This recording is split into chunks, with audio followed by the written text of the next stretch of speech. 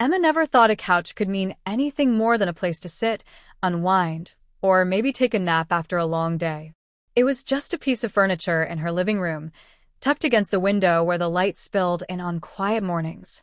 Yet that old couch, worn from years of use, became the beginning of something she never expected, a turning point she didn't know her heart was ready for.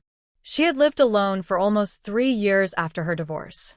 Life after separation was quiet, sometimes too quiet. She had friends, of course, and family she visited when she could, but her house often felt empty. That couch had seen her through tears late at night, movies she watched alone, cups of tea she held for comfort, and journals she filled with words she could never say out loud. One afternoon, when the clouds hung low and the air smelled like rain, Emma's neighbor Michael knocked on her door. He lived across the street, a quiet man who kept to himself most of the time. She knew him in passing, a polite wave when they both got their mail, or small talk when he was out with his dog. That day, however, he stood at her doorstep holding a package that had been mistakenly delivered to his address. "Looks like this belongs to you," he said with a small smile, handing her the brown cardboard box. Emma smiled back, brushing a strand of hair from her face. "Oh, thank you, Michael. I appreciate it." He glanced at the sky, which had started to drizzle, and hesitated. "Mind if I step in for a minute? Just until it lets up." "Of course," Emma said, opening the door wider. It was such a small thing letting him in, but that moment changed everything. Michael sat on the couch, carefully, as though he didn't want to disturb the space, and Emma found herself sitting beside him, chatting about nothing in particular. The rain tapped steadily on the windows, creating a cocoon of quiet around them. What could have been an awkward silence became something surprisingly comfortable.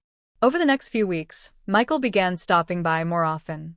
Sometimes it was to drop off misdelivered mail, other times to share vegetables from his garden, or simply because his dog pulled him in Emma's direction during their walks. Each time, without fail, he ended up sitting on that same couch. They talked about books they loved, places they'd traveled, and the simple rhythms of daily life. Emma realized that she laughed more when Michael was around. She hadn't laughed like that in a long time, the kind of laughter that bubbled up naturally, without effort. One evening, as the sun dipped low and painted the room in shades of orange and gold, Michael leaned back against the couch cushions and said, "You know, this feels easy. Being here with you." Emma looked at him, surprised by how much his words mirrored her own thoughts. "It does," she admitted softly. The couch became their place. It wasn't about grand gestures or dramatic declarations, but about the way Michael listened when Emma spoke, the way he remembered little details she thought no one cared about, and how he made the ordinary feel meaningful. One particularly difficult night, when Emma was overwhelmed with memories of her past and the weight of loneliness pressed heavily on her, Michael found her sitting on the couch with tears slipping down her cheeks. She tried to brush them away quickly, embarrassed, but he simply sat beside her and handed her a tissue. "You don't have to hide that," he said gently. "Not from me." Emma broke down then, not because she was weak, but because she finally felt safe enough to let someone see her. Michael didn't try to fix her pain or offer hollow reassurances. He just stayed beside her, steady and present, reminding her she wasn't alone. That night marked the shift in Emma's heart. From then on, the couch wasn't just a couch anymore. It was where trust was built, where late-night conversations stretched until dawn, where silence was comfortable, and where Emma began to believe she could open her heart again. Michael never rushed her, never pushed. He simply showed up, consistently, with kindness and patience. Emma realized that love didn't always arrive in dramatic ways. Sometimes it came quietly, sitting beside you on an old couch, waiting until you were ready to see it.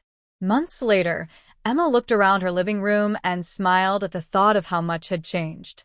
That old couch, with its faded fabric and softened cushions, had carried the weight of her sorrows and now held the beginnings of her joy. Michael had become more than a neighbor, more than a friend. He had become the steady presence she didn't even know she needed. Looking at him one evening as he laughed at one of her clumsy jokes, Emma realized that the couch was just the beginning, but Michael, He had become everything she never knew she needed. And for the first time in years, she felt truly at home.